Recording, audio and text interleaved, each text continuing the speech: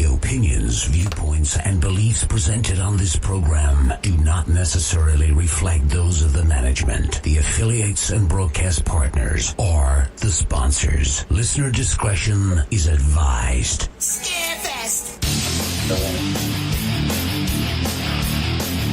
The guests of Scarefest Radio are selected and scheduled independently of the Scarefest Horror and Paranormal Convention.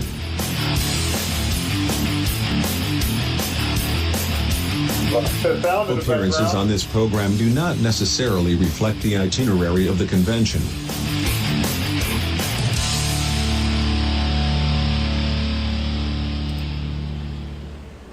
And hello everyone, and I'm muted.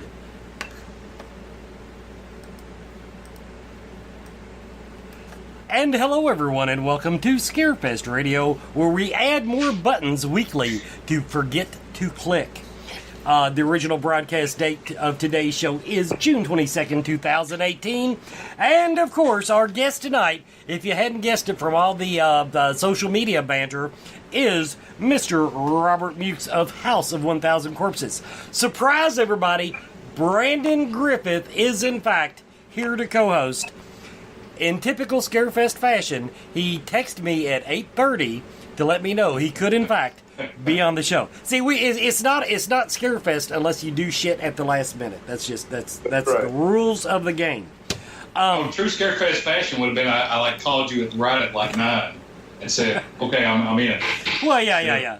I have actually gotten guest announcements from Layla at like 9:15, and when I'm not even answering the phone anymore. So yeah, that kind of does it. And I thought, is that kind of soon? Maybe next week. And then you said, why not? Let's rock it. And by the way, Brandon, I love your art deco there. That looks fantastic. You're a horror guy. Man, I've never thrown anything away. I have every Fangoria I've ever owned, every comic book, anything I can keep. They're coming back. They unplugged for a little while, and I think the website's coming back. That's fantastic. Oh, yeah, they're coming back later this year. Hard copies, too, not just digital. So, yeah, that's going to be awesome. Awesome. Well, thanks for having me on the show, guys. And I'm from Indianapolis, but, I traveled actually, I went to Germany the year before last, but I traveled to the United States with the House of 1,000 Corpses signing autographs. And the Midwest, I almost feel like I'm at home, no matter if it's Nashville or Kentucky or my home state of Indiana.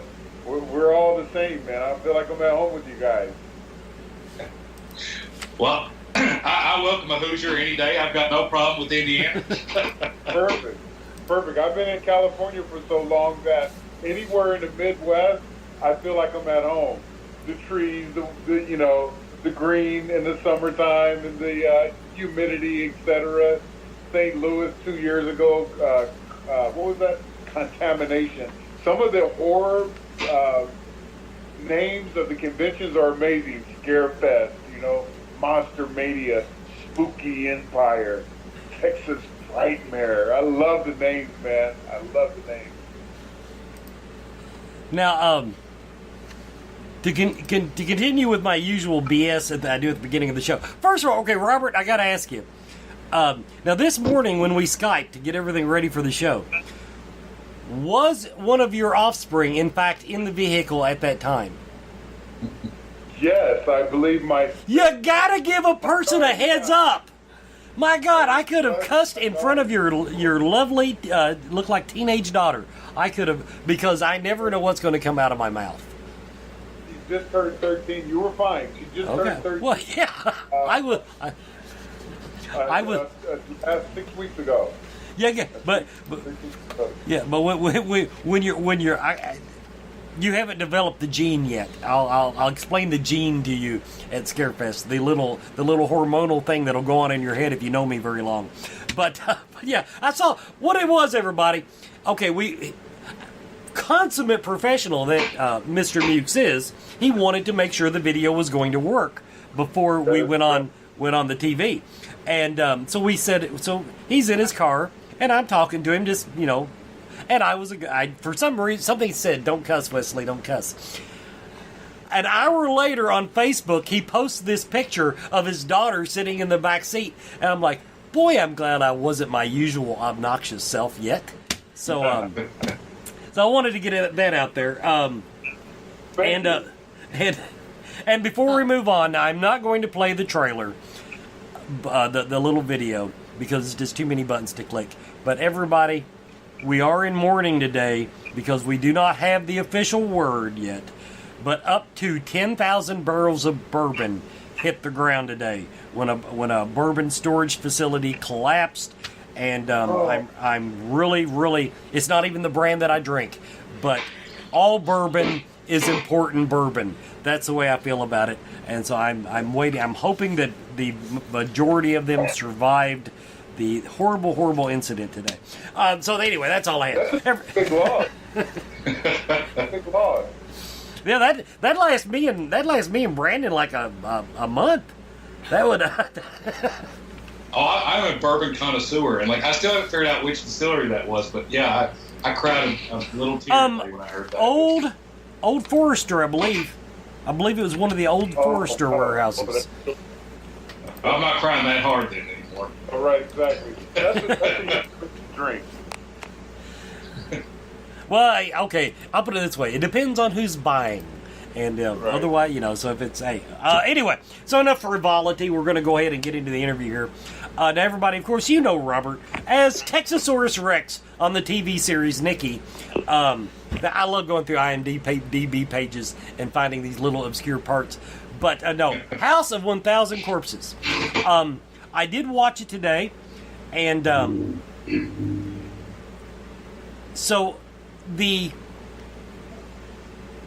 how grateful are you that you are 6'10" tall and get to play this embodying presence with almost no effort at all? Got a good point there. It didn't take much, but every dog has his day in the business. I've been around for quite a while, and I've worked quite a bit, and every guy has his run. The fortunate part about Corpses is that it's a true cult classic. It has an amazing cast, and horror fans are really committed to popular horror movies. They just love their horror movies, and so that element of it is fantastic. Now I should have explained that better. I'm not saying, because you obviously, most of your parts, especially on your TV stuff, I was reading, I think it was in your bio, that were because you're so big and impending, embodying, and then most of your parts are like this big lovable on TV anyway. So in other words, he does get to act. He doesn't just get to stand around and look embodying. But now I did want to ask you. Do I need to look that up? Is that a Kentucky word or is that in the dictionary? Let me check on my. I have been known to make words up, but I believe that is a correct usage because if something does not bode well, so I think embodying means. We'll use imposing. Yeah, we'll use that next time. Now here, that's where I was going. We have an actual serious question from the chat room, which does not happen often. This person in the chat room, Carol, she watched one of your panel discussions about 1,000 Corpses. And in this discussion, it was stated that this particular movie was refused to be released by Universal Studios, and Lionsgate Studios picked up the movie and released it. And it made all of its money back in one day. So she was wondering if you are noticing a dilemma in movie studios where do you fear that true horror movies are going to become an endangered species because there is so much violence in the real world? There is such a fan base that I don't believe so, and there's a conviction across our nation, a company, Walker Stalker, I believe, for The Walking Dead.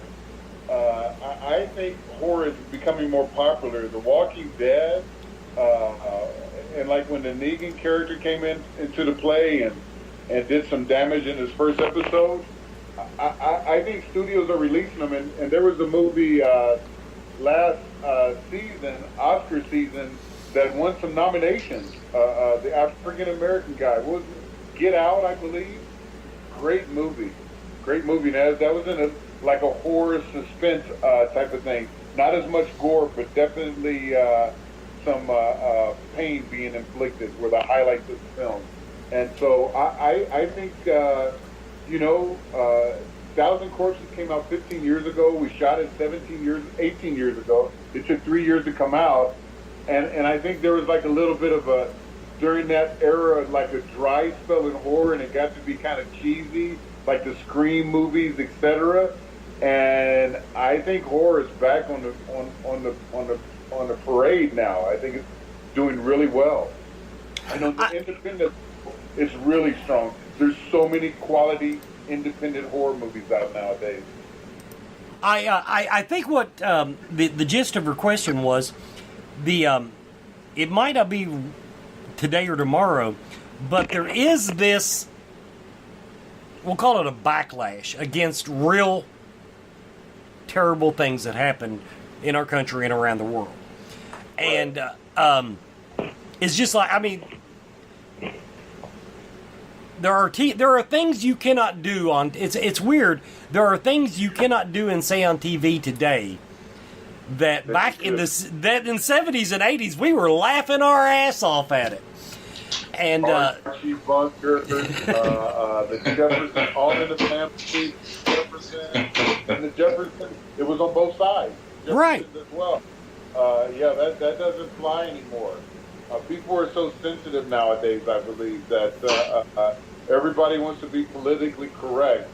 So, but I think horror is still very popular, and it's a very strong genre and industry that's never going to die. People just love it too much. Brandon, Wes, look at it now. Like, you've got like Shudder, Screambox, all these dedicated streaming services.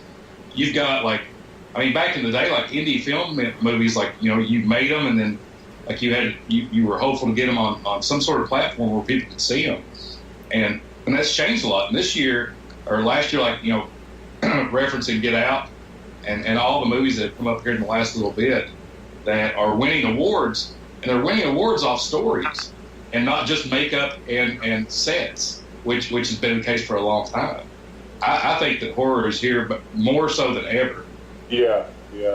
It's mainstream, and I really, I'm a fan of the show. A lot of my horror friends don't like it, and a lot do. I like The Walking Dead. It's starting to, kind of have the end of its run now, but the first 5 or 6 seasons were awesome. And I think that really brought in a lot of horror fans as well. Because there's definitely an element of horror. I mean, some of my colleagues say it's you watch that soap opera or whatever, and so on. But I enjoy it. My girlfriend introduced me to it, and she's a major fan of Daryl's, of course. And but I got someone I like too on the Westworld, Doris. So we traded off there. But I think it's here to stay for sure. It's not fading away at all. People are going to get their horror fix, definitely. And then all the conventions across our country kind of keep it going as well.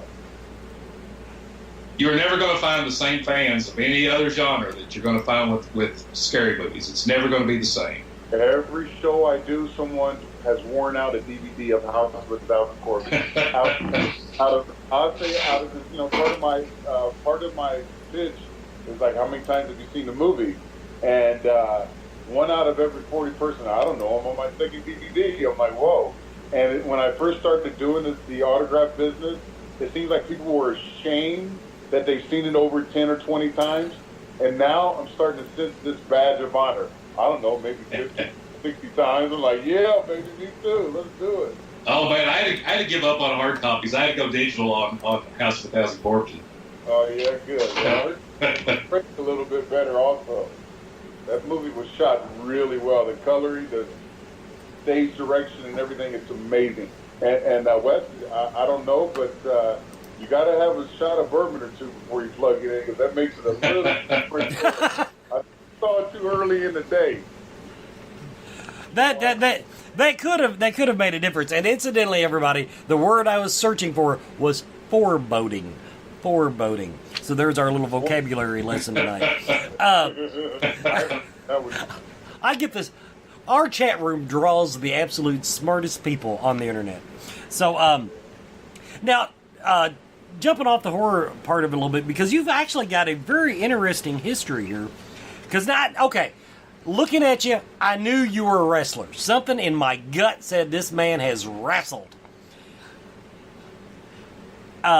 Sports scholarship for basketball, 30 years. No, sorry, Robert. I had a real big question. Like, so you grew up in Indiana. Yeah. And you got a scholarship to play basketball. Did you play in college? Yeah. I was raised on the other side of the track, so there was really not much academic pressure in my mother's household. So academically, I didn't pass, but I had 4 of the top 20 colleges sent me letters, and 4 more of the top 20. Like, I averaged like not 12 points and like 9 rebounds and 3 blocks and 4.5 fouls. Like, I was a tough dude at 6'8". I grew a couple inches after high school, and I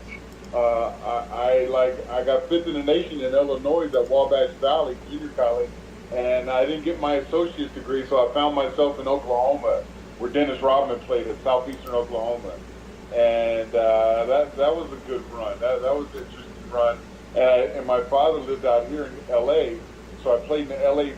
Summer tournaments, and then that's how I got my European contract. You mean to tell me, like, when I was seeing that, I asked myself, like, oh my God, why didn't he end up at University of Kentucky? Like, they should have offered you, they should have got you down here. I came along right after the era of where they weren't letting people cheat so much on the SATs and everything. So I got pushed back. I'm looking at the chat room here, and some of the I absolutely have no reference for some of these questions that are coming up, so I'm almost afraid to even ask them, because I don't understand the question, and that can get you in trouble. So, following up on that now, okay, wrong side of the tracks. I guess that means you had some street smarts, but I'm still trying to picture you making the transition from being raised in Indiana in any way, shape, or form, and now living the Hollywood life out on the West Coast. Yeah, my father lived out here once again, so I played in the summer tournaments out here, and I started having colleagues that were from out here, basketball friends, and a couple of guys told me about commercial auditions. And I just kind of fell into that, and I booked like my 3rd audition for a Nike spot, and I didn't go overseas and play. I set out for more money for my 30th birthday. I'm like, I'm going to try to get $100,000 this year, and it didn't happen. So I didn't. I was finished playing at 30, and the commercial industry was pretty cool to me. And then I started looking at movies different, and I'm not running up and down the court as much. So I started gaining weight, and I intentionally lift weights to gain weight for the character of being a mean dude on television, or perhaps even a wrestler. But that didn't work out. I injured my back just right at the beginning of training for that, so I had to exit out of that idea. Now, on that topic, one of the questions from the chat room is, have you been working on a spare tire just in case you get cast in Devil's Rejects 3?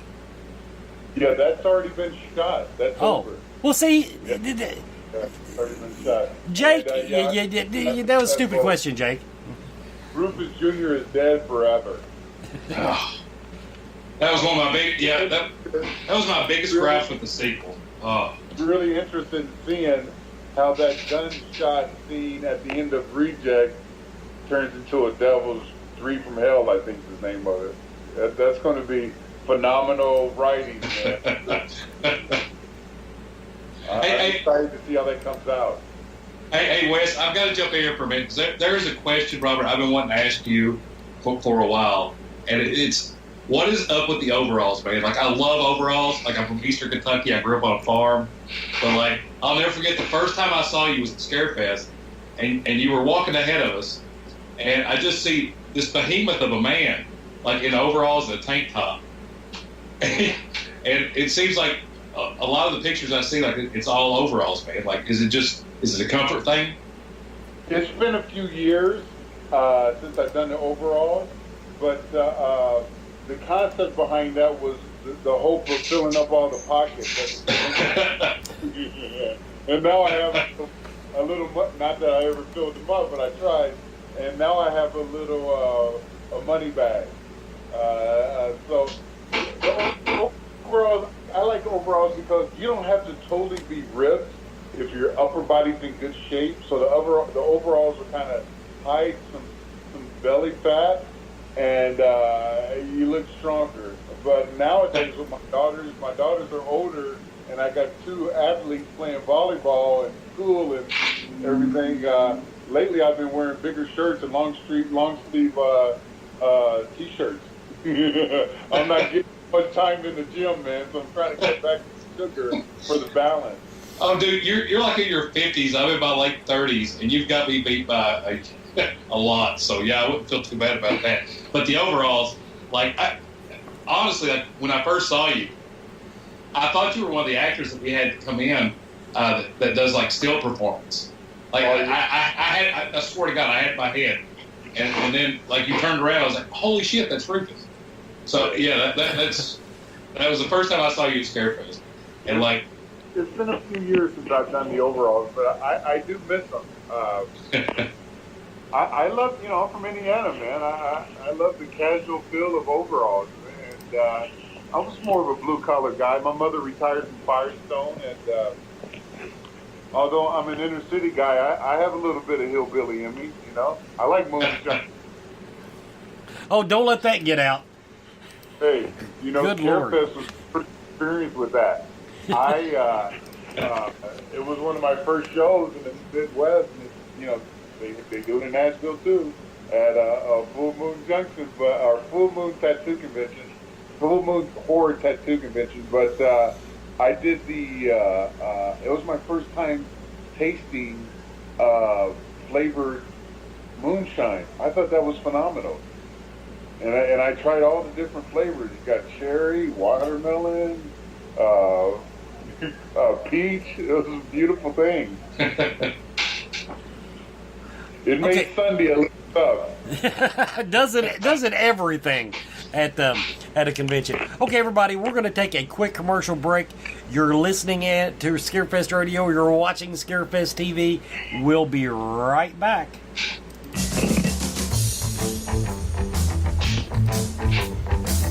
Do you feel lost in life? Do you seem to be stuck in emotions that are not yours? Is your home not the sanctuary it should be? Contact Spirit Mechanics, where they take a team approach to your metaphysical and spiritual problems. Spirit Mechanics specializes in aura cleansing, stone attunement, attachment removal, and house cleansings. Spirit Mechanics tailors their approach to your individual spiritual path and needs. Find them every month at Lexington, Kentucky's Mystical Fair, mysticalfairlex.com, or on Facebook by searching Spirit Mechanics, that's MECHANIX. Spirit Mechanics, for your spiritual health and well-being. Okay, and welcome back to Scarefest Radio and Scarefest TV. I'm working on getting the branding all straightened out. Before we get back to Robert, I am going. I'll turn it over to Brandon here in just a moment while I'm watching the Facebook group. Yes, everybody, we are in fact going to do tonight's contest for a 3-day pass to Scarefest 2018, Scarefest 11, Scarefest Rebirth. We'll do it on the Facebook group page that is designated The Scarefest Celebrities, Horror Fandom, and Halloween Expo Group. At the top of your page when you pull it up, or towards the top, on mine it was at the top, you will see a live feed of tonight's show, shared by my lovely wife Anita. That is where we will play tonight's game. And if you will comment on that video, on that page, filling up all the pockets will be tonight's phrase to win a 3-day pass to the Scarefest. While I'm watching this, Brandon, over to you. Well, Robert, now I guess I've got you in my grasp. So, Yeah. man, like looking at everything you've done, like, I mean, you are all over the place. You are like one of the hardest working guys that I know, looks like. And so you've done big budget stuff, you've done indie stuff. Like, what's the big difference on working on those projects? And you've got a lot of stuff coming out now. Like it's in pre-production, I think. I do. Actually, the schedule is set to shoot this movie Beast in the Fields in right outside of Louisville in early September. But which I'm looking forward to working on that project. I've been asked this question before, and this is an honest answer. I just love acting. So, in between the call of action and cut, it's all the same. And but like the main difference is like in between the two. So, in between action and cut on bigger budgets, like the setup is a lot nicer. Like I did Westworld the first season, and you get a nice plush air conditioner trailer. When you take you to the set, if it's in the woods or whatever, you'll jump on a brand new, 4-wheel drive, like awesome ATV that's like really high tech stuff. And if it's low budget, you might have to walk to the set a half mile or whatever. But it's all the same for me. The food is better, and some of the perks are better, and you make a little bit more money on the higher end projects. Dude, walking would seem like like your hobbies. Like I read your website, and if anybody hasn't looked at it, like you definitely need to go check it out. Like it's got his full resume, bio, and my favorite part was the hobbies. Dude, your hobbies just read like a list of like all things badass. Like stuff like Chuck Norris would do on a weekend, like motorcycling, fighting. Like, is there anything else on there, like alligator wrestling or something you didn't stick on there? No, and listen, that was back before my daughters when I was put together. My hobbies have changed into basically a Uber driver and a volleyball, a girls volleyball fan, and exercising my daughters and stuff. So life has really changed for me since I put that together. But I still get a little bit of time on my motorcycle. I just put some new tires on that sucker and change the oil. And that's kind of fun to get around on. Although, it's tough because people don't drive as friendly today as they once did in the past, Motorcycles that's a tough pleasure, riding on the street.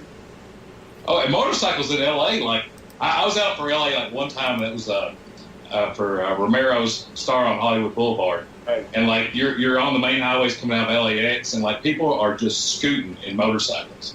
Like that seems to be the best way to get around. But sorry. But going back to like some of the stuff that you got coming out, like I mean you've got like Killer Rose, Alpha Wolf, The Driver. Those are things that like I've not been able to find a lot about it online. But you've got like you're going to be in Killer Rose with Caroline Williams and Felicia Rose, and no, that deal didn't work out. I got it didn't.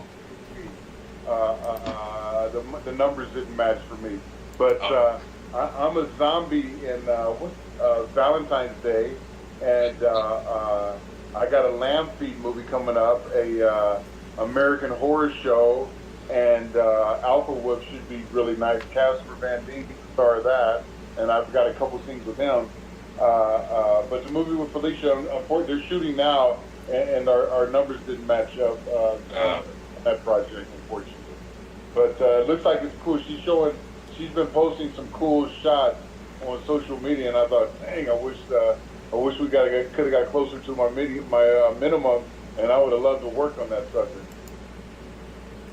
Now, I saw also an interview that you did a while back, and it was most of that when Coffin 2 was coming out, and you had met the director at a convention. And one thing I've always noticed, like, it seems like a lot of like actors and folks that are in the industry like develop projects during conventions. Is that really the case? Like, do things happen that way? Corpses being so popular, and for the independent scene, it's a good stamp to put on your movie. And, I do a pretty good job acting, so on the independent level, I get a couple movies a year because of the convention. Yeah, it works out pretty good. It helps build your popularity for sure. Now, have you done a lot of stunt work too? Like, what's kind of some of your stunt credentials, just out of curiosity? I've thrown my body around quite a bit. Actually, my character on Westworld started off as a stunt performer, and it's basically a stunt, but I had so many days, my agent was able to upgrade me to a co-star. But I get thrown around in that show and dragged by a rope, and my head chopped off on that, and that was a pretty cool scene. So basically, the stunts that I've done, it's me doing my own stunt, and I get a credit for a stunt on the project. So yeah, so that's kind of how it goes. I'm pretty flexible, and I last for 6 months with the WWF, so I've got my stunt fighting down pretty well. Throwing a good punch without hurting a person, and taking a punch and rolling around. I can do that stuff pretty well still. So yeah. And you did some stunts and like supporting roles in Bone Tomahawk too, right? That stunt was easy, but they consider it a stunt. I jump out from behind these bushes and I throw a Bone Tomahawk to one of the main characters, and it was pretty. They had me get pretty close to him. I was a paperboy when I was a kid, so and it was fairly heavy. He was about maybe 30 feet from me, and I threw this kind of not too soft axe thing about 5 feet from him, really hard. And they seemed to be fairly impressed with how close I got. Maybe 4 feet, yeah. But that was like a flashback to my paperboy days. Now, are you like that movie? Like in and of itself, like that came about like when my wife was pregnant, and so like I caught it after it hit. But like it seemed to be like a perfect cross between like I love westerns and I love horror movies, and so. Like, are you kind of the same way? Like, do you have a favorite genre? Do you kind of stick with it? How, like, just out of curiosity. Kurt Russell is in my favorite movie, Tombstone, and so it was such an honor working with him because that's my favorite Cowboys movie anyway. My daughter's 13, so like for like the last 12 years we're starting to venture out. I'm excited to see The Incredibles 2, and so the last 10 years, I've seen so many animated movies, man, and so I've kind of been taken out of my own entertainment, and I think towards theirs. But my girlfriend's a horror fan, so we've watched tons and tons of horror movies and shows and stuff, and I love the genre because I'm in it, fortunately, in a super popular cult classic movie. That I've gravitated towards horror a little bit more than not because of that. So you do a lot of shows. You're on the road a lot. Like, do you have like a memorable like experience at a convention or anything you've been out there like meeting the fans? Things that come to mind that like just sticks out. I recently, last year, I've done quite a bit, and this year I've done a couple tattoo conventions. Like I'll sit up at a tattoo convention and put a big banner of corpses in the background, and it's a good crossover, and I do really well. And so I've seen some of the most phenomenal tattoos of horror characters that are just so great. Like the tattoo artists and the horror fans are so into it. Like I've seen some really beautiful Captain Spaulding, Pinhead, just awesome. The mask of Jason, incredible tattoos from horror. So I thought that was really neat that the horror fans have started to infuse it into the body art. I thought that was pretty awesome. I want to jump in here and remind everybody, nobody has won our tickets yet. Amber Truax tried. Somebody give poor Amber a pass to get in, because she's doing all this work for Scarefest, and apparently Brandon's not even going to like comp her entry into the building according to her. So Amber's entry does not count unless nobody else enters, and I'll just give it to her for the hell of it. But the 3-day pass is still up for grabs. Just go to the Scarefest group page and post on the live video feed shared by my lovely wife Anita, and you could have a 3-day pass to the Scarefest. Awesome.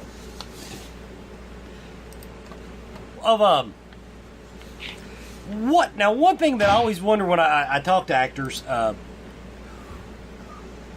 what is your dream role? Okay, you've played the monster guy, you've played the big friendly guy, but if you could pick any part right now, or and not specifically, but in a genre, what would you like to do to have on your resume? You know, back in the past, I always had a dream of doing being a villain in a big budget Marvel movie. But since I'm so connected to the whole horror scene, and actually I do pretty well at Comic-Cons also with the corpses, I would love to be they redid Halloween. I was so trying to put my vote in for the Michael Myers, and they went with the original guy. But I just like to work. Back to the big budget, low budget project. Between action and cut, it's almost all the same. I just love to work, and it's fun. And when the numbers match up, I'm there. And so yeah, man, I just love to work. That's specifically. I just enjoy working comedy, horror, suspense. I had a lot of suspense and Coffin too. I just enjoy working. See, now that's what I need. I need to learn to wait for the numbers to match up, because I just keep working and keep working, and I just my numbers they just never match up. So I've got my daughters, so I'm always working, and fortunately with the convention world and corpses, I can kind of get by without working like that. So. And my numbers aren't really heavy. I just don't really like to work for free. So that's it. Well, once again, that's a mistake that I make. That is a mistake that I make. Now, one thing in your resume, it actually says that you spent a lot of time actually receiving professional acting lessons.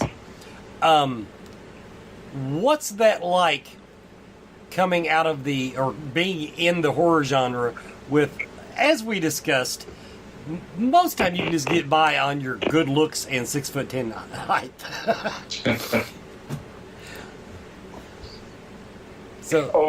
I have a really good acting coach that I studied with, and we're comfortable with one another. I think as we mature as actors, there's more expected of you. The longer you do it, you should be able to do more and do it better. And So that's just like the pressure of being a mature actor. And so I just try to take it really serious and study for every opportunity that I get and every role that I get, so I'm prepared when it's time to shoot. That's basically it. I mean, as we mature as men, we try to get better at what we do. See, once again, the mistake I make. I don't mature. I don't. But I do manage to add buttons to push in the studio here. So there you go. So there, it's the same principle, only with less of a paycheck. Right. Now, you might have talked about this before, but now, what are you working on right now? Because this was a question from the chat room. Everybody wants to know what you're doing currently or what they can expect to see come out soon. Well, the Beast in the Field, that's going to be in September. The investment has been made to lock me in, so I'm excited about that. And I'm just living as healthy as possible and looking for every opportunity that I can get. So I had an audition 2 days ago for a independent movie, actually, and I did quite well. And unfortunately, I haven't heard, but it's still early. Looking forward to hearing something from the manager on that audition. And whatever happens, I'm ready to kill it, man. So I don't really have them lined up other than that Beast in the Field. Now, another question from the chat room that I want to get in here. Now, I realize it's movie magic. In other words, what we see on the screen is not really, necessarily how everything plays out on set. The fight scenes are, the action is usually at least more than 5 foot away from the guy's head. That all being said, have you ever had a close call or been scared on set where like something's startled you or like freaked you out? Hey, on Corpses, when Matthew and I set our torches down to light the bunny on fire, I wasn't expecting quite such a boof from the flame. I can imagine that. But I kept my cool. I kept it internal. I was like, yes. And let's see. Let me go back. I think surprises other than that, that's been about it. When I Westworld, and not to name drop or talk about an awesome show, but when Ed Harris was dragging me backwards with the rope around my neck, I'm kind of like pushing myself in the dirt, and he stepped on my hand as he's pulling back. But we were in soft dirt, so my hand kind of sunk into the dirt a little bit. But I'm glad that I wasn't on a rock, but there were some rocks in that deal too. That could have maybe broke my finger, but I got lucky on that one. But I've been very fortunate to stuntman Kane Hodder. I've seen some highlights of some of his work, and he got injured pretty bad in a scene. He got burnt pretty bad, but I haven't thrown my body around as much as he has. I've worked with some stunt guys that have worked with him, and they're like, man, Kane's a badass. You do conventions? I'm like, sure, man, Kane is awesome. He jumped off of this boat and did a flip around upside down, and that, I'm like, wow, I didn't know he was that badass. But so it's been pretty easy for me. If you drive a car really fast and slide or something, they consider that a stunt. But it's a stunt if you fall off of a building too, and onto a big deal of sponges or whatever. So I've been very fortunate that I haven't been challenged that much. But I am a little bit of a daredevil. I'll go for a couple stories high if it's safe, or some close stuff. I had some motorcycle riding deals that were stunts, but it was fairly simple. Okay, we're going to take our final commercial break of the hour. Everybody, you're listening to Scarefest Radio and watching Scarefest TV. Coyote Chris Sutton. Shamanism. Spiritual advisement. Paranormal investigations. Inspirational presentations. Bringing light to the darkest places for over 20 years. Go to CoyoteChris.com to learn more. And we're back with the final segment of Scarefest Radio. I noticed that on the movie today when you lit the bunny on fire. I was actually quite envious because here on the farm, you can give me 10 gallons of diesel fuel and I cannot get a fire to light. We try to burn off brush piles and it's an all-day process. And these guys walk up and drop one little torch. So apparently I need to hire special effects to get my work done. Exactly. So, Brandon, you're the horror addict. I'm going to keep turning it over to you. I really want to know about more about Beasts of the Field and like the Louisville shooting and all that stuff. Like, how much are you able to say like right now about it? The script is very interesting. I'm like a tour guide, and these kids want to see a beast in the field, and I get to introduce the kids to the beast, and I think it's going to be fantastic, man. I'm excited about it. So does it go into that like whole cryptozoology kind of thing? I think it's more of just a story of some young teenagers that are out for just an awesome time, and they're just exploring the woods, and they've heard this rumor about a beast being in the field, and I get to be their tour guide. Most tours go. You got the attractive victims, and then you got these kind of offbeat characters that are intertwining with them, and then things take a wrong turn. So where is it filming at outside Louisville? Are you able to say, like, is it? I didn't get any details. I don't know the county that well, but we're just right outside of Louisville. They're in the woods. Now, you've obviously,